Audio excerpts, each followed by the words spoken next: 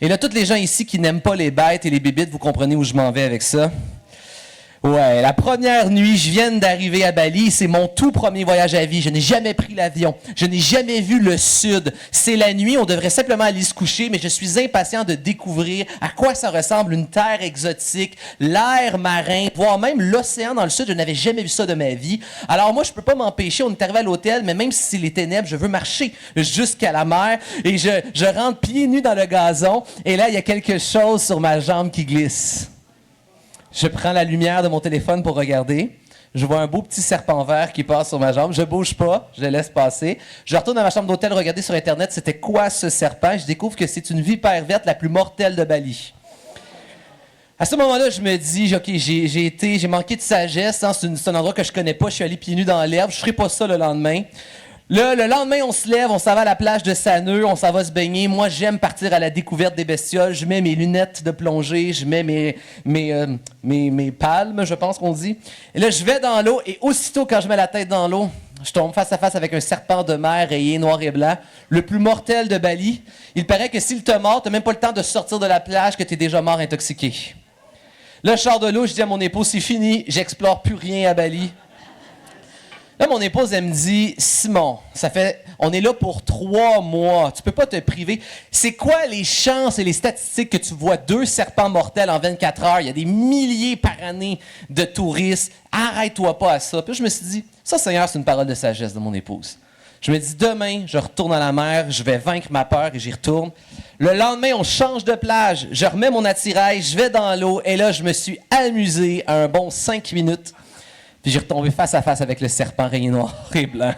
Je suis sorti de l'eau et là, j'ai dit à mon épouse, c'est fini. Pour les 3 prochains mois, je vais admirer l'océan et la nature de loin, en sécurité. La réalité, c'est que mon paradis terrestre a été ruiné par 3 serpents. Non pas juste 1, 2, mais 3 serpents. Nous savons tous dans la parole de Dieu que le vrai paradis a été ruiné par un serpent.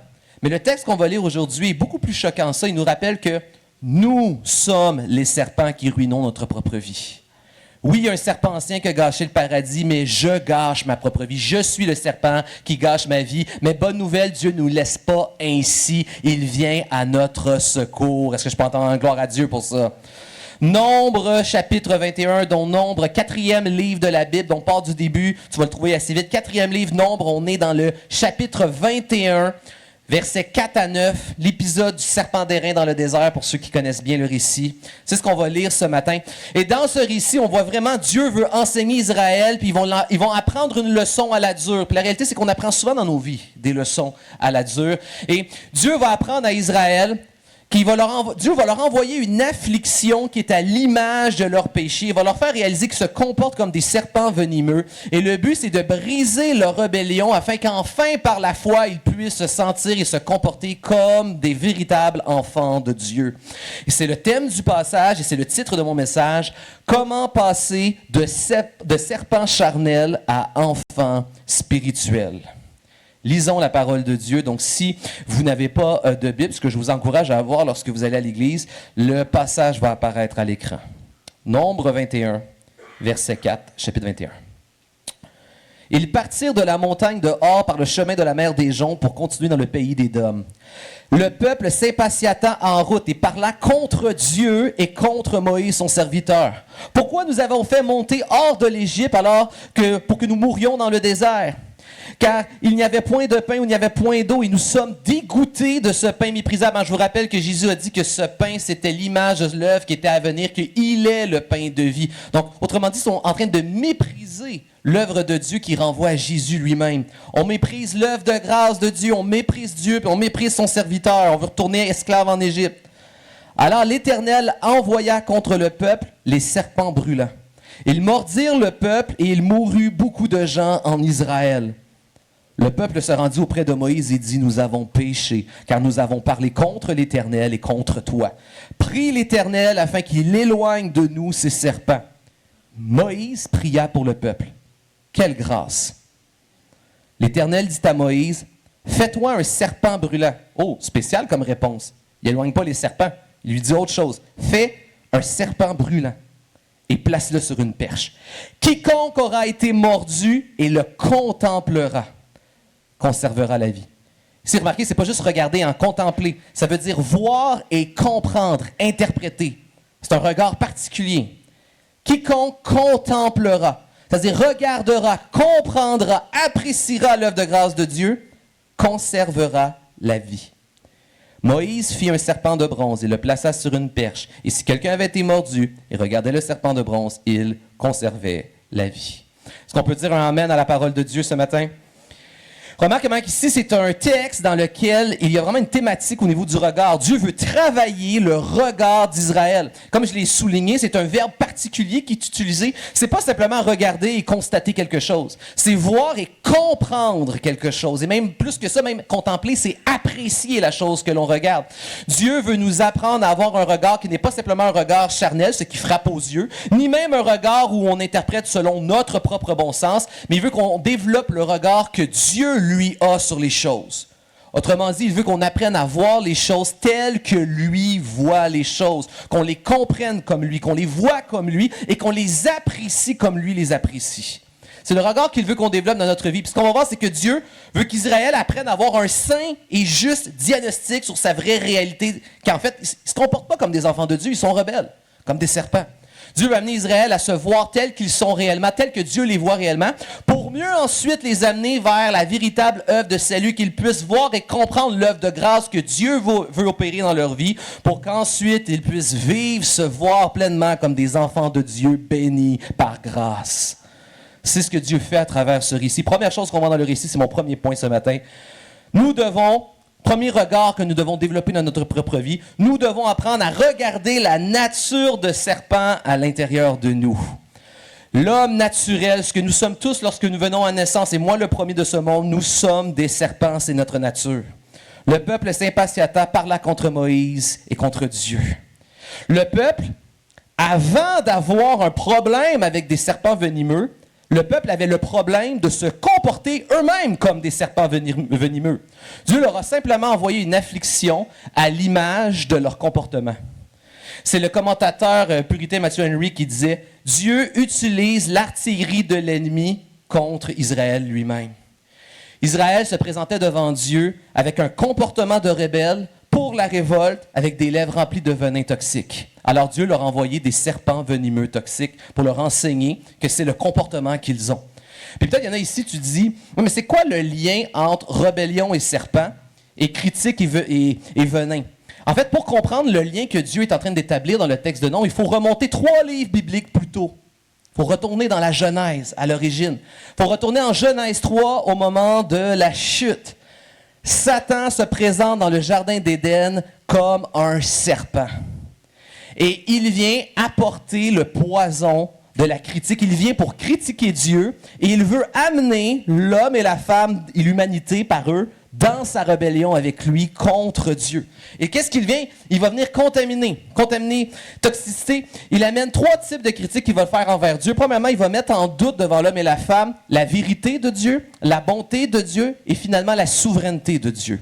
Première chose que Satan va dire, il va dire, Dieu a-t-il vraiment dit? Il met en doute la vérité. Tous les êtres humains sur la terre, quelque part dans leur vie, mettent en doute la vérité. Même les chrétiens, même un chrétien, on lutte souvent avec est-ce que Dieu est véritable et est-ce que sa parole elle est véritable? La première lutte, on met en doute la vérité de Dieu. Mais plus que ça, Satan va mettre en doute ensuite l'intégrité de Dieu. Ce qu'il va dire à Ève, c'est non, Dieu ne veut pas que vous mangiez le fruit parce qu'il sait que si vous touchez le fruit, vous allez commencer à réfléchir et décider pour vous-même comme des dieux. Donc, Satan met en doute la vérité, mais ensuite, il met en doute l'intégrité de Dieu. En fait, ce que Satan est en train de dire, c'est Dieu ne veut pas vous protéger de la mort. Dieu veut vous limiter dans votre potentiel. C'est ce que Satan fait à Adam et Ève.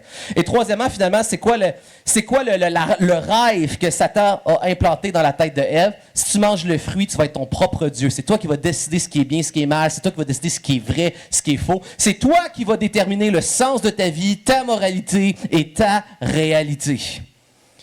En fait, il leur vend le rêve de l'autonomie.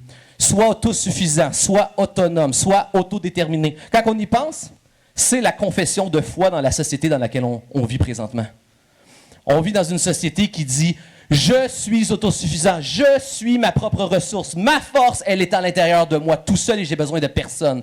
La réalité, Dieu nous rappelle continuellement que personne est autosuffisant. Personne est totalement sa propre ressource. Et d'ailleurs, c'est pour ça que Dieu a voulu protéger l'homme et la femme. Pourquoi? Parce qu'il est la source de vie. C'est lui qui a créé la vie, c'est lui qui donne la vie et c'est lui qui maintient la vie. Si tu te détournes de la vie, si tu déconnectes un ordinateur dans la branche de la prise électrique, qu'est-ce qui se passe? Il s'éteint parce que la source d'énergie elle a été retirée. Si tu te coupes de celui qui a créé la vie, qui soutient la vie, qui est source de vie, il n'y a plus de vie. Mais Satan a dit, sois ta propre source. Sois autosuffisant. Sois autosuffisant, sois autonome. Crée tes propres règles en ce monde. C'est dit, notre moralité, c'est nous qui la créons. On peut modifier la moralité en fonction de ce que nous pensons et nous croyons. La réalité, c'est que la moralité existait avant notre existence. C'est Dieu qui la détermine. Dieu est celui qui a créé toutes choses. Ça veut dire que Dieu seul est le standard qui détermine ce qui est vrai, ce qui est faux, ce qui est bien, ce qui est mal. Il est le standard, il est la boussole, le centre de toutes choses. C'est lui qui détermine tout ce qui est réel et faux. Et la réalité, encore une fois, l'homme et la femme ne décident pas ce qui est bien, ce qui est mal, ce qui est bénédiction et malédiction. C'est Dieu qui détermine ce qui est bien, ce qui est mal, ce qui est bénédiction et ce qui est malédiction. C'est pourquoi si l'être humain décide de tourner le dos à un Dieu qui est éternel, infini, bénédiction et vie, à quoi il fait face? Une éternité infinie de malheur et de ténèbres et de mort. Et finalement, autonome et finalement autodéterminé. C'est moi qui vais déterminer c'est quoi le sens de la vie. Non, il n'y a pas de sens sans Dieu. Dieu est celui qui détermine le sens. Et on voit que les mensonges de l'ennemi sont exactement les mêmes aujourd'hui. C'est même la confession de foi de la société dans laquelle on vit. Autosuffisant, autonome et autodéterminé. C'est les mensonges de Satan. Et Adam et Ève ont accepté, sont rentrés dans les machinations, se sont laissés contaminer par le venin du serpent. Ils ont décidé de le suivre dans sa révolte et de se comporter comme des serpents. C'est exactement ce qu'ils ont fait. Et lorsque l'homme et la femme tournent le dos à Dieu, tournent à celui qui a tout créé, ils tournent le dos à un Dieu qui a créé la vie, le bonheur, la lumière, la vérité. Ils tournent le dos à ça. Ils sont devant une infinité éternelle maintenant de malheur, de ténèbres, de mensonges. Ils sont perdus sur le chemin de la mort et de la malédiction. Mais il y a une bonne nouvelle. La Bible ne s'arrête pas à Genèse. La Bible ne s'arrête pas à Genèse 14, elle poursuit avec Genèse 15, 3.15. Qu'est-ce qui se passe à Genèse 3.15? Dieu va dire, à l'issue de la descendance de la femme va venir celui qui va écraser la tête du serpent. Oh, il sera blessé par le serpent, mais il va vaincre au final le serpent et rétablir le paradis perdu par le serpent. C'est la promesse de l'Évangile et de l'œuvre de Jésus-Christ dès la chute de l'humanité. Oui, l'homme a suivi le serpent, mais il y a quelqu'un qui va régler son compte au serpent dans ce monde à la croix. Ça, c'est la promesse de Jésus. Et c'est pourquoi Jésus peut se présenter et dire « Je suis le chemin, la vie et la vérité. Nul ne peut venir au Père par moi, mais par moi, tu peux accéder au Père. » Parce que c'est Jésus qui prend l'homme qui est perdu, qui le ramène sur le chemin, qui est dans les ténèbres, qui le ramène dans la lumière, qui est dans la mort et la malédiction, qui se fait malédiction et te ramène dans la vie pour toujours. C'est Jésus qui est cette réponse. Mais Dieu va dire autre chose en Genèse 3, 14 et 15. Il va dire, à partir de maintenant, il y a cette descendance-là qui mène au salut en Jésus, mais il va y avoir une autre descendance, la descendance du serpent qui sera en inimitié avec la descendance de la femme. Qu'est-ce que Dieu est en train de dire à ce moment-là? Dans toute l'histoire de l'humanité, il y aura toujours deux types d'humanité. Une humanité qui met sa foi dans l'œuvre que Jésus va régler son compte au serpent, et une autre humanité qui est l'humanité rebelle et venimeuse du serpent.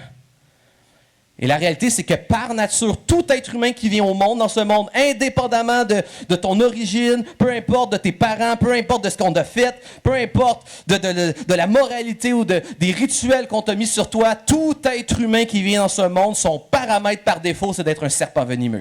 Nous le sommes tous, c'est notre nature, c'est la nature charnelle de l'humanité. D'ailleurs, Jésus lui-même le dit, Matthieu 23, Jésus va dire, « Race de vipères, qui vous a-t-il appris à fuir le jour du jugement? » À qui Jésus parle? Est-ce qu'il parle aux païens? Il parle à son peuple. Jésus arrive, là. La première chose qu'on s'attend à ce qu'il va dire, c'est qu'il va bénir son peuple. On s'attend à quelque chose de bénissant.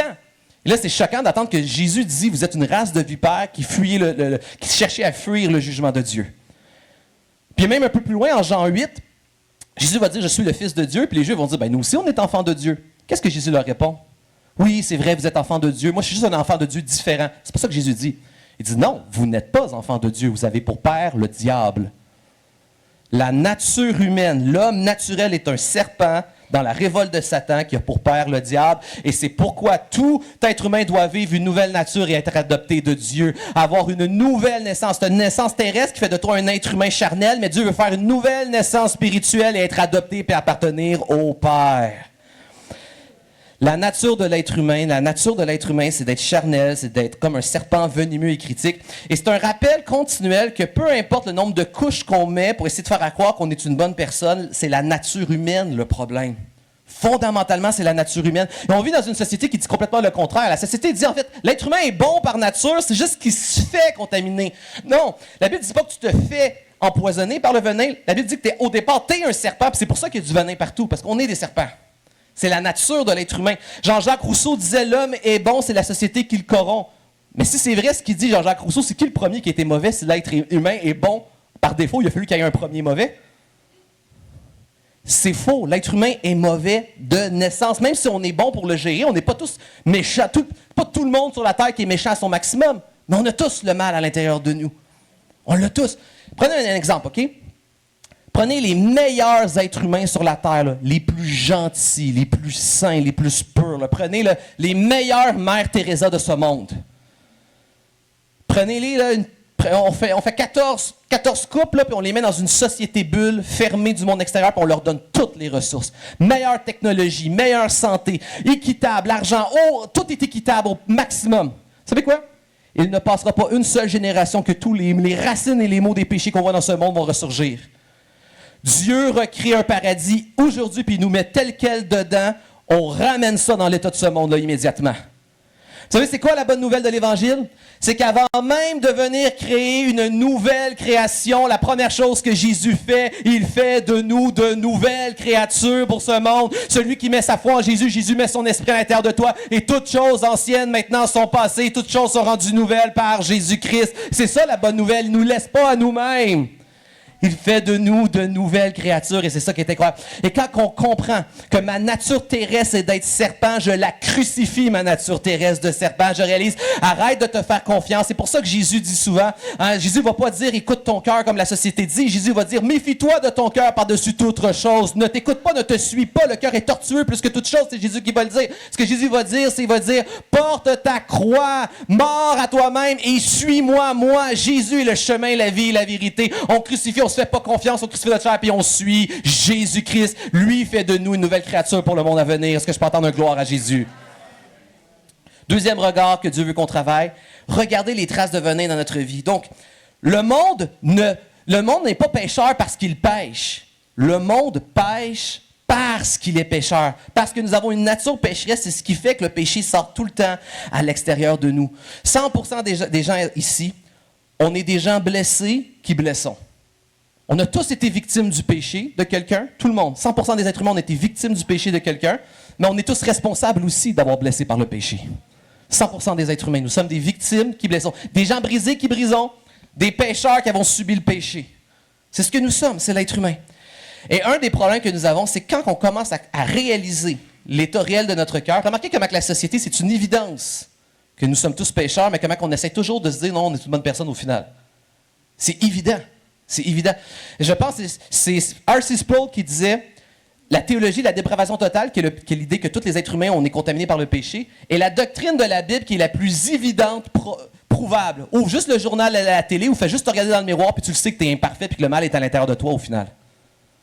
Et pourtant, tout le monde le nie dans notre culture et notre société. Puis même dans l'Église, on a une tendance à toujours essayer de se dire « Ouais, mais si je suis un bon chrétien, là, si je lis ma Bible, en tout cas, j'essaye de la lire, j'essaye d'avoir des temps de prière, j'essaye de ne pas trop faire de péché, puis je donne, cher Dieu, je fais quelques bonnes actions. » On se dit « Ben, je suis pas parfait, mais je suis pas si pire que ça. » Et ça, on essaie de se dire, on met des couches de sainteté, de dévotion, de piété, puis on se dit « Je suis pas si pire, je suis pas une si pire personne. » Le problème, c'est que même quand on essaie d'être une bonne personne, ce qui est très louable, même quand on essaie d'être une bonne personne, notre péché reste extrêmement grave devant Dieu. Notre péché, même le plus petit de nos péchés, celui qu'on estime être le plus petit de nos péchés, reste toujours pire que ce que nous sommes capables d'imaginer, et Dieu est toujours plus saint et glorieux que ce que nous sommes capables d'imaginer.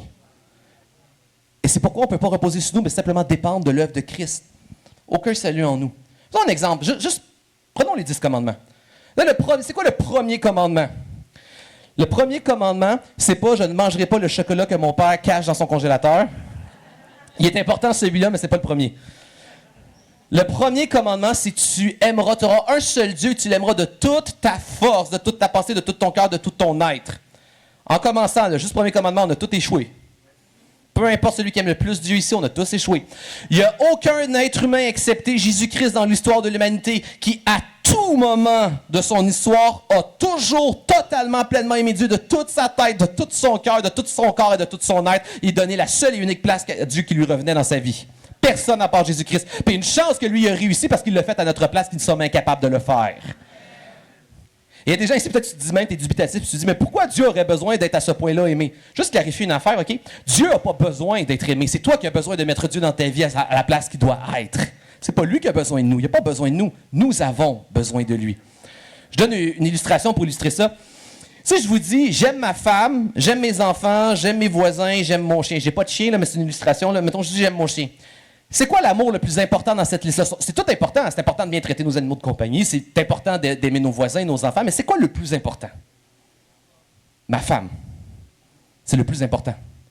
Si la relation avec ma femme est dysfonctionnelle, tout le reste va en souffrir. La santé d'une famille ne peut pas être plus haute que la santé du couple marié. Si la relation est toxique et dysfonctionnelle, les enfants en subissent, les voisins, c'est pas des... Il n'y a rien de plus malaisant quand tu arrives à souper chez quelqu'un et que le couple se chicane devant vous. Hein? C'est histoire vécue. Il n'y a rien de plus malaisant que ça. Si le couple est dysfonctionnel et toxique, les voisins n'ont pas trop envie de s'inviter, les enfants subissent, puis personne n'a du temps pour s'occuper du chien qui est le dernier sur la liste. Mais si la relation est épanouie et elle est comme elle doit être, alors les enfants sont dans un cadre sain pour s'épanouir avec sécurité. Le couple devient attirant pour les autres familles qui ont envie justement d'être en relation avec ces gens où tout se passe bien. Puis finalement, ben, le chien, il est à sa juste place dans la chaîne où il reçoit l'amour nécessaire qu'il a besoin pour exister. Tout le monde en bénéficie, mais le plus important, c'est la relation de l'homme et la femme mariés dans la maison, duquel la santé de tout le reste, chaque chose à sa place, découle. C'est la même chose dans ce monde. On a différents degrés de priorité, d'importance et de type de relation et d'amour que nous avons dans ce monde. Mais si Dieu avait toujours la pleine place qui lui revient dans ce monde, la juste place pour chacune de ses créatures dans ce monde, vous savez quoi? Ça ne serait rien ni plus ni moins que le paradis sur terre. C'est simplement parce que Dieu n'a pas la place qui lui revient que ce monde est aussi tordu, malheureux et maudit dans lequel nous vivons. Parce que Dieu n'a pas la place qu'il devrait avoir. Si tu retires le soleil du système solaire, les planètes meurent et partent dans tous les sens. C'est le soleil qui donne la chaleur, qui donne l'ordre et la structure. Retire Dieu et sa gloire de ce monde. Un monde privé de la gloire de Dieu, totalement, c'est l'enfer. C'est la Bible qui l'enseigne. Donc, c'est pas Dieu qui a besoin de nous, c'est nous qui avons besoin de Dieu. Puis, mes amis, on est juste sur le premier commandement depuis tantôt. Si on fait la liste, on échoue tellement. On pourrait dire, fais-toi pas d'idole. Combien de fois on a redéfini Dieu, on a réduit Dieu pour le faire à notre image, pour que ça fitte dans notre manière de penser. Ou combien de fois on a mis quelque chose à la place de Dieu. On est tous coupables de ça. Tous coupables. Ou sinon le blasphème. Au Québec, on est bon avec le blasphème. Puis vous savez, le blasphème, c'est beaucoup plus que juste sacrer. Même si on sacre jamais, on est tous responsables d'avoir blasphémé contre Dieu. Le sabbat. Respecter le jour du sabbat. Combien de fois on n'a pas réellement pleinement apprécié le repos que Dieu nous a donné ou même compris à quel point Christ c'est le sabbat qui nous donne le repos de nos œuvres devant Dieu. Combien de fois on n'a pas apprécié le repos réel que nous avions en Jésus-Christ. Le sabbat. On continue. D'honorer nos parents, qui est la première ligne de toutes les autorités dans ce monde. Par extension, la parole nous enseigne à obéir, respecter nos autorités, prier, aimer nos autorités même lorsqu'elles sont mauvaises. Encore une fois, les Québécois, on est très bons pour mépriser les autorités puis pas prendre soin de nos aînés. Tuer. Il y a des gens qui vont dire « Ah non, ça, j'ai jamais tué quelqu'un. » Oui, mais Jésus a dit que si tu t'es mis en colère dans ton cœur contre ton frère, tu as commis le meurtre. L'adultère. Les gens disent « OK, tu vas me dire aussi que Jésus a dit que si tu as convoité dans ton cœur, tu as commis l'adultère. » Exactement. Voler. Ah, j'ai jamais volé. Ah, tu n'as jamais tourné les coins ronds sur une job? Ou coin rond sur engager quelqu'un, une taxe, ou sur des impôts. Juste, comme j'ai dit, juste perdre un petit peu son temps, plus que ce qu'il faut sur la job, c'est du vol. Mentir. Moi, j'ai jamais menti. Tu viens de prouver que tu es un menteur, puis un mauvais à part de ça. Juste le fait que nous savons tous, que nous sommes tous menteurs, prouve que nous savons l'être humain que le péché est à l'intérieur de nous si on n'est pas naturellement bon. Finalement, la convoitise. On a tous voulu quelque chose qui n'était pas à nous, qui appartenait à quelqu'un d'autre, puis on n'a pas juste dépendu que Dieu est celui qui nous suffit. Puis ça, il y a même quelqu'un ici qui pourrait dire, ouais, mais moi, là, je la reconnais pas, la loi de Dieu. Encore une fois, je fais ma propre loi. Tu sais, même si Dieu, même l'apôtre Paul va parler de la loi naturelle, même si Dieu, devant lui, quelqu'un disait, je ne reconnais pas ta loi, ô Dieu, Dieu disait, OK, mon ami, je vais te juger selon tes propres critères moraux. Vous savez quoi? Même si Dieu, dans le jugement dernier, décide d'abaisser ses standards à ton niveau, à toi, tu coules ton propre test moral. Dire à quel point on n'est pas bon. Bien, la preuve. Tout le monde ici, vous avez déjà fait quelque chose à quelqu'un que vous n'aimeriez pas qu'on vous fasse. Vous avez toutes pas fait quelque chose à quelqu'un que vous auriez aimé qu'on vous fasse. En cela, vous allez prouver que vous coulez votre propre critère moral personnel. On ne respecte même pas notre propre critère. C'est vous dire à quel point on n'est pas bon.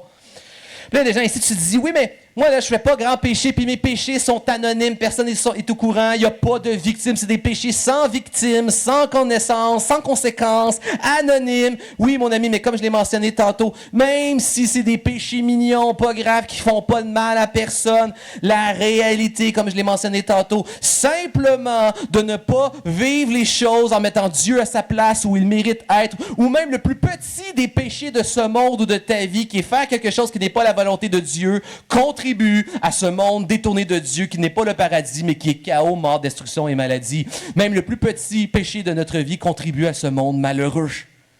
Nous devons réaliser que nos péchés sont bien pires que ce que nous pensons. Et Dieu est bien plus grand et bien plus saint que ce que nous pensons. Et ça devrait nous amener à vouloir plus que jamais, à nous accrocher et apprécier l'œuvre de grâce de Dieu qui nous enlève et extirpe le péché, le venin de nos veines en l'œuvre de Jésus à la croix. Non pas dépendre de moi, mais m'accrocher à lui qui crucifie mon péché à la croix.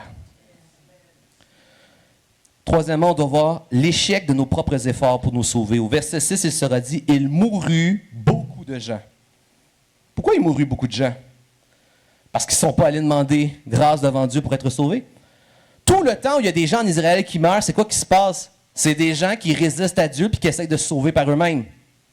C'est des gens qui essaient leur propre prière, qui essaient leur propre méthode, leur propre potion, leur propre manière à eux. On va s'en sortir tout seul de ces venins-là. L'idée, c'est qu'ils meurent pendant qu'ils essayent de s'en sortir tout seuls. Ceux qui ont survécu, c'est ceux qui sont venus se repentir devant Dieu. Les autres sont restés dans leur rébellion, sont morts. Pourtant, tout ce que Dieu a fait, c'est leur donner un œuvre de grâce. Leur donner un serpent à contempler. Regarde l'œuvre, regarde l'image de ce Christ qui un jour va clouer le péché à la croix. Regarde mon œuvre de grâce, comprends mon œuvre de grâce et apprécie mon œuvre de grâce et tu conserveras la vie. Non, je vais m'en sortir tout seul de mon côté. Vous savez quoi? Même Jésus-Christ, même une œuvre de grâce de Dieu peut être transformée en religion superstitieuse. Même l'œuvre de grâce. Puis on le voit, le serpent d'airain, immédiatement après, va être utilisé comme une œuvre magique pour guérir les gens malades.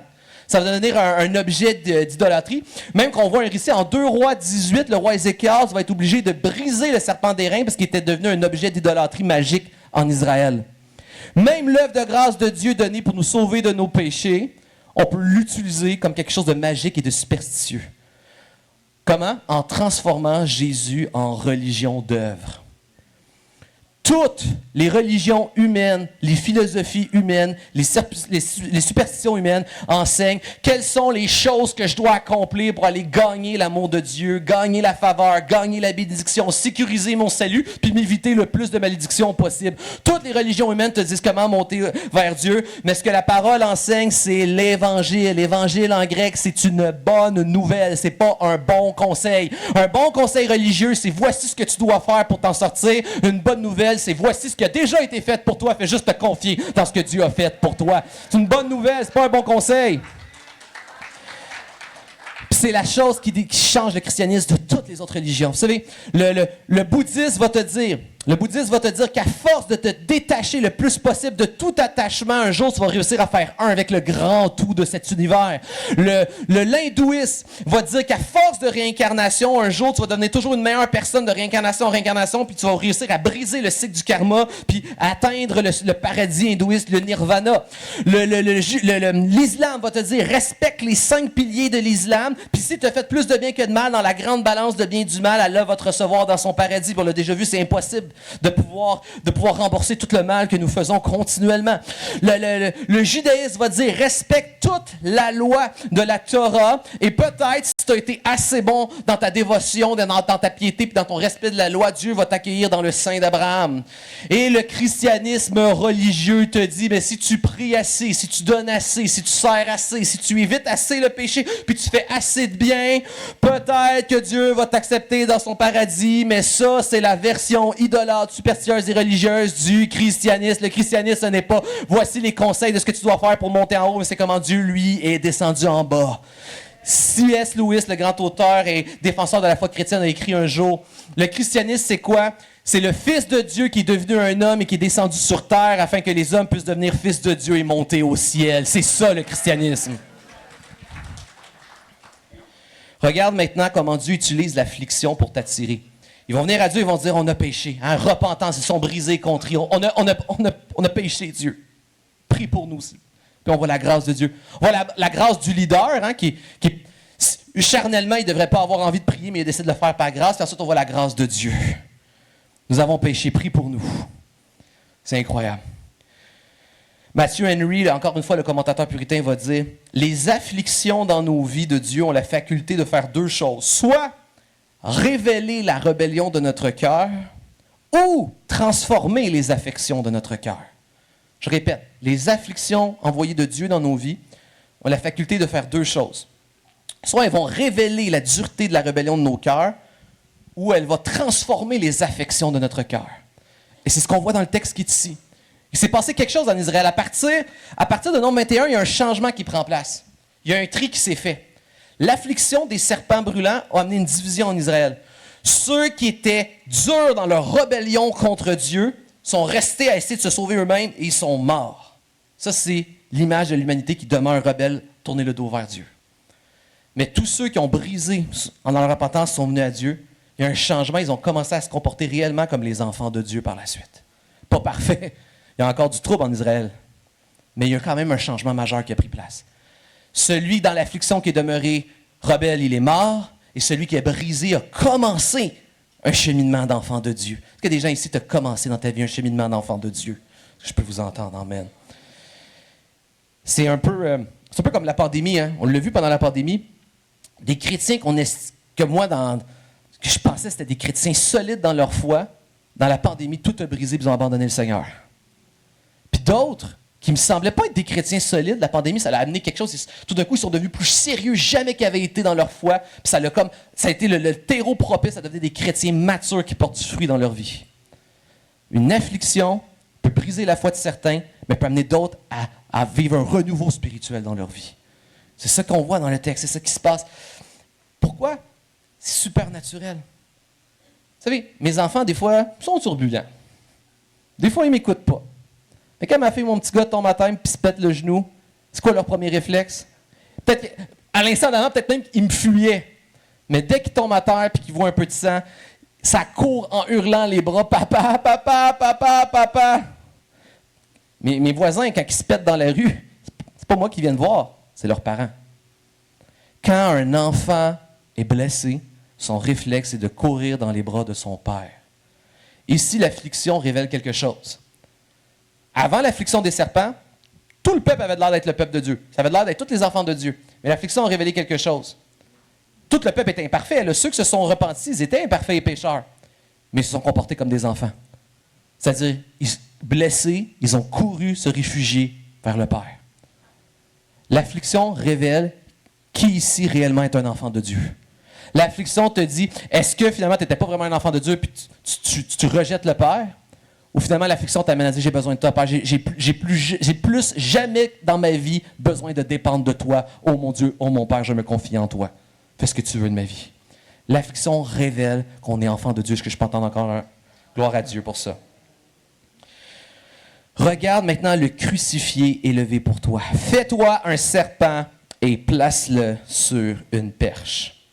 Pourquoi Dieu demande à Moïse de faire un serpent sur un bâton? En fait, Jésus lui-même va s'identifier, ce serpent, de manière très explicite, c'est très clair, en Jean 13, en Jean 3, 14 et 15, il est dit « Et comme Moïse éleva le serpent dans le désert, il faut de même que le Fils de l'homme soit élevé, afin que quiconque croit en lui ait la vie éternelle. » Et ensuite, on a le fameux Jean 3,16 qui suit. C'est ça le contexte de Jean 3,16. Car Dieu a tant aimé le monde qu'il a envoyé son Fils afin que quiconque périsse, mais ait la vie éternelle. Donc, l'œuvre centrale de la vie éternelle, puis c'est la grande question de Nicodème, comment ce salut, cette nouvelle vie peut-elle advenir? C'est que Christ soit élevé comme le véritable serpent d'airain. Là, la question qui demeure, c'est, oui, Jésus a été très clair, ce serpent d'airain-là, c'était une annonce de son œuvre, mais pourquoi un serpent? Pourquoi un serpent? On retourne encore en Genèse. Quelle était la responsabilité que Dieu a dit à Adam? Cultiver le jardin, protéger le jardin. C'était ça sa responsabilité. Il y a une de ces deux choses-là qu'Adam n'a pas faites. Protéger le jardin contre le mal. Quand le serpent est entré dans le jardin et a commencé à proposer, à avoir le venin de la critique et proposer la rébellion, qu'est-ce qu'Adam aurait dû faire? Prendre le serpent et le clouer sur l'arbre. Mais ce n'est pas ça qu'il a fait. Il a décidé de devenir un serpent. Il a décidé de se comporter comme un serpent et de devenir un rebelle venimeux lui aussi. Ce qui fait que maintenant, non seulement Adam n'a pas protégé le jardin, mais Adam devient maintenant un ennemi du jardin. Adam est rendu un mâle qui doit être crucifié s'il met le pied dans le jardin parfait. Et ça, c'est la réalité de chacun d'entre nous. Aujourd'hui, on met le pied dans le paradis, il cesse d'être parfait aujourd'hui. Et même, c'est pourquoi on ne peut pas s'attendre à une église parfaite. Le jour où on rentre dans une église, on y amène aussi notre propre péché. C'est pourquoi on a besoin d'une œuvre qui nous dépasse tellement. C'est bien plus que simplement des rituels. C'est même, je dirais, c'est même le contraire d'être des rituels ou d'essayer d'être une bonne personne, le christianisme. Le christianisme, c'est voir, contempler et apprécier le serpent d'airain sur le bâton. C'est apprécier l'œuvre de Christ crucifié à la croix. Pourquoi? Parce que à la croix, c'est Christ qui dit « Tu devrais être crucifié sur la croix, mais c'est moi qui s'en va être crucifié à ta place sur la croix. » Alors que nous, sur la croix, on voit le Fils de Dieu parfait en qui il a mis toute son affection, qui n'avait rien à se reprocher. En réalité, il s'est fait malédiction, la Bible va nous dire. En fait, ce qu'on devrait voir, c'est notre serpent et notre venin crucifié à la croix à notre place. Il a pris ta nature pécheur de serpent, il a pris le venin de ton péché et il l'a crucifié à la croix. Et sa perfection à lui, d'enfant parfait, bien-aimé de Dieu, il l'a mis sur toi à la place pour que toi, tu puisses entrer dans le jardin, paradis, à son retour à la fin de toutes choses. Ce grand échange, c'est incroyable. Imaginez si tous les professionnels dans le monde dans lequel on vit, ça fonctionnait comme un échange. Imaginez, vous avez un constructeur de construction, tu viens le voir, tu te dis « Hey, moi, je suis pauvre et j'ai pas de maison. » Puis il dit « Très bien, je te construis un château, demain, je suis itinérant dans la rue. » Personne ne travaillerait dans la construction. Imaginez un docteur. Un docteur, ça fonctionne en échange. Tu rentres dans le bureau, là, puis tu as un ongle incarné, mettons. Puis là, il met ses mains sur toi, il prend ton ongle incarné, puis toi, tu pars guéri. Il n'y a personne qui serait docteur. Puis ça, c'est le moins pire de tout ce qu'il pourrait avoir dans un bureau de docteur en passant un ongle incarné. Imaginez un psychologue. Ah, ça doit être le pire. Le client rentre avec toutes ses détresses psychologiques, émotionnelles, puis nous savons même spirituelles. Le psychologue met ses mains sur la personne. La personne repart heureuse, en paix, saine, puis le psychologue repart avec toutes les détresses. Personne ne serait psychologue. Personne. Personne. Imaginez un banquier. Tu rentres pauvre, il te donne tout son argent, puis c'est lui qui ressort pauvre. Personne ne serait professionnel dans aucun domaine si ça fonctionnait par échange. Il n'y a personne qui ferait ça. Sauf une catégorie de personnes. Vous savez qui ferait ça? Puis il trouverait de la joie. Un père. Moi, toutes ces choses-là, je les ferais pour ma fille si elle était dans le besoin. Ma fille dans la rue, sans maison, en détresse et malade, en tant que père, je prendrais sa maladie, je donnerais ma maison. Je prendrais ses détresses. À la croix, ce que Jésus a fait, c'est ça. À la croix, c'est l'amour du Père qui vient prendre toute ta nature de serpent et ton venin, qui le crucifie à la croix et qui te donne la maison, qui te donne la guérison, qui te donne la vie, qui te donne sa richesse à lui, à toi qui ne le méritais pas. C'est l'œuvre de Jésus à la croix. Est-ce que je peux entendre gloire à Jésus?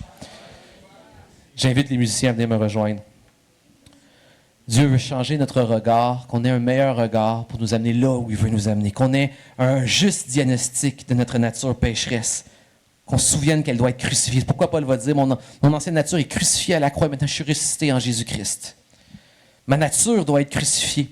Mon péché a besoin d'être crucifié par Christ. Je ne pourrai jamais être meilleur que mon péché. Il faut juste que je le donne à Jésus.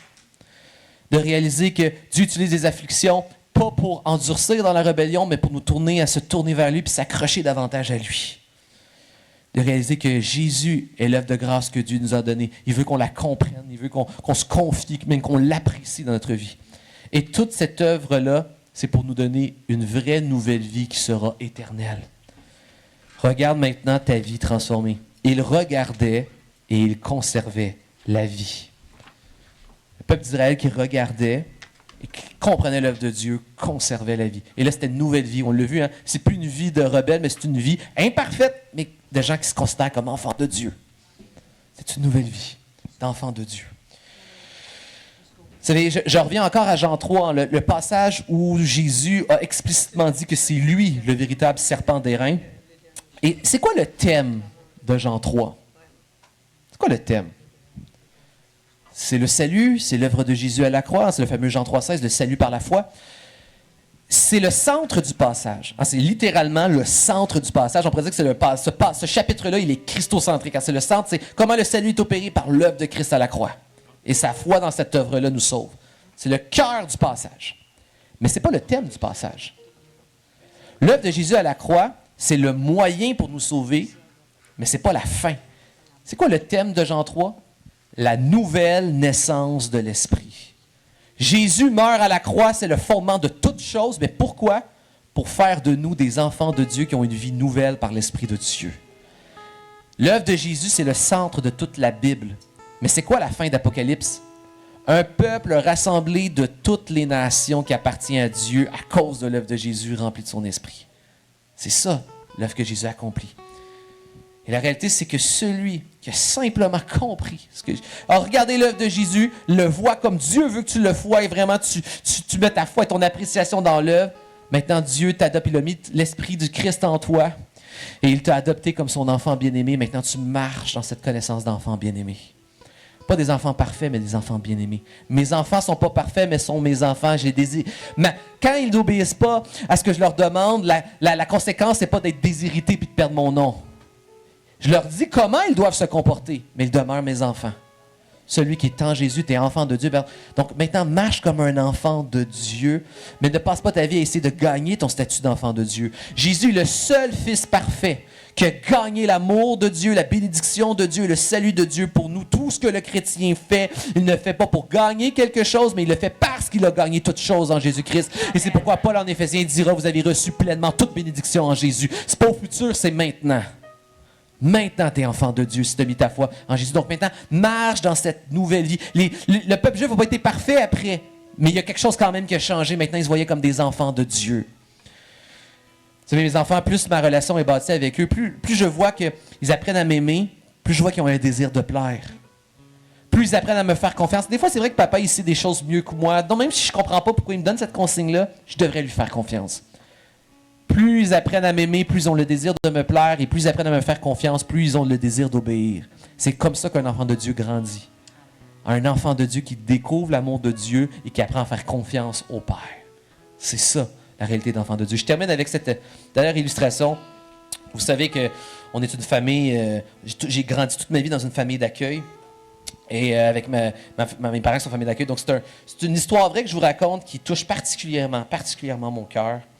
Il y a cette fille dans une famille d'accueil qui venait d'arriver et elle avait été trimballée de plusieurs familles d'accueil, une après les autres. Et elle l'avait eu vraiment difficile dans sa vie. Vraiment très hypothéquée. Comme on dit au Québec, le très poqué de la vie. Et elle avait eu plusieurs familles où elle connaissait le motus operandi, comment ça fonctionnait. Quand l'été elle arrive, l'été va arriver, c'est la famille qui part en voyage à Cuba, c'est la famille qui part dans l'activité particulière, c'est la famille qui fait les activités, puis moi on me met dans un autre endroit, puis j'y participe pas. Parce que je suis pas assez bonne, je suis pas assez gentille. Là, elle est arrivée dans une famille, puis dès le début, le père, une famille chrétienne, le père il a dit dès le début, ici, tu es de la famille. Tu es un enfant de la famille. On te traite comme un enfant de la famille. Comme Dieu a fait, je t'adopte. Maintenant, voici comment les enfants dans la maison doivent se comporter. Remarquez, c'est ce que Dieu a fait avec Israël. Je suis le Dieu qui t'a délivré de l'Égypte. Maintenant, vous serez saints comme je suis saint. Voici comment mon peuple se comporte.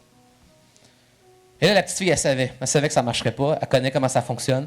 Et elle a été terrible à la maison, puis terrible à l'école. Puis là, l'été approchait, puis là, le père, à un moment donné, a dit, la famille s'en va à Walt Disney World. Et là, la petite fille, ça l'a comme ranimé tous ses traumatismes de vie. Elle a commencé à devenir encore plus n'importe quoi à la maison et à l'école. Et là, à un moment donné, à quelques semaines de l'été, le père l'a rencontré et il a dit, là, il va falloir que ça change. Il va falloir que tu changes ton comportement à la maison, puis il va falloir que tu changes ton comportement à l'école. Puis elle a dit, je le sais, parce que j'irai pas sinon à Walt Disney. Il dit, j'ai jamais dit ça. J'ai dit, qui va à Walt Disney? J'ai dit, les enfants de la maison. Est-ce que tu es une enfant de la maison? Ben, tu vas à Walt Disney. Restée encore affectée par ses blessures de vie, elle a mal terminé l'année. Chaos à la maison, chaos à l'école. L'été arrive. Et jusqu'à la dernière seconde, elle n'y a pas cru, mais elle est allée à Walt Disney. Elle est allée au paradis terrestre des enfants et des moins enfants comme moi. Elle est allée à Walt Disney World. Et là, elle n'y revenait pas. Elle était dans l'avion avec la famille. Elle est allée à l'hôtel comme la famille, puis elle a vécu la plus belle journée de toute son existence dans juste cette première journée à Walt Disney. Et à la fin de la journée, le père la prend, puis lui dit, c'est quoi la leçon que tu as retenue aujourd'hui? Elle dit, j'ai retenu 2 leçons. La première, c'est les enfants de la maison qui vont en vacances à Walt Disney. La deuxième, je suis une enfant de la maison. Si tu es en Jésus-Christ, peu importe les défis avec lesquels tu as dans ta vie qui reviennent, qui t'écrasent, qui te font mal, peu importe ce que tu as subi, peu importe ce que tu sais peut-être que tu as fait subir à quelqu'un, si réellement tu as mis ta foi en Jésus, que tu vois Jésus tel que Dieu veut que tu le vois, que tu le reçois et tu l'apprécies pour ce que c'est réellement. Tu acceptes ce regard que Dieu veut que tu aies sur toi-même et sur l'œuvre de Jésus. Si réellement tu es en Jésus ce matin, tu es un enfant de la maison et c'est les gens de la maison qui s'en vont dans le royaume que Christ vient établir à son retour. Point final. Maintenant, avec amour, reconnaissance et confiance, vis simplement comme un enfant de la maison.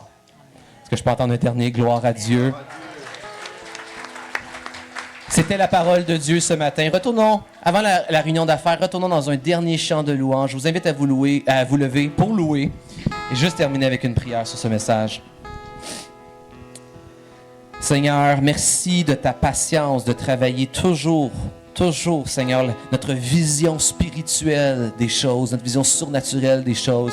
Seigneur, de ce côté-ci de la vie, Seigneur, comme l'apôtre Paul dit, on lutte avec notre ancienne nature. Tu as mis, Seigneur, une nouvelle nature en nous, Seigneur, et c'est elle celle qui est liée à Christ, à son œuvre et à son esprit. C'est elle qui va demeurer, Seigneur, dans l'éternité. Mais de ce côté-ci, il y a toujours l'ancienne nature charnelle, Seigneur, venimeuse, dont la critique envers Dieu revient rapidement, Seigneur, dont le désir d'être autonome, suffisant, faire notre propre loi, Seigneur, elle est toujours là, Seigneur, et on doit la crucifier. Et aide-nous, Seigneur, à se confier dans l'œuvre parfaite accomplie une fois pour toutes à la croix de Jésus, qui l'a crucifié, Seigneur, notre nature, qui l'a crucifié, notre péché. Et Seigneur, et alors que l'ennemi, dans ses doutes, sa moquerie, son mensonge, aime des fois nous dire qu'on n'est pas assez bon, qu'on n'est pas assez enfant, Seigneur, qu'on puisse simplement redoubler encore plus de foi, de louange et de déclaration. Christ, tu as déjà tout accompli à la croix. Je me suis confié en toi. Seigneur, je ne suis pas un enfant parfait, mais je suis un enfant de Dieu. Que tous ceux qui croient dans cette prière le déclarent par un grand Amen. Amen. Je demande en Amen. Est-ce qu'on peut offrir une ovation au Seigneur, notre Dieu? Est-ce qu'on peut louer et adorer ce matin ensemble?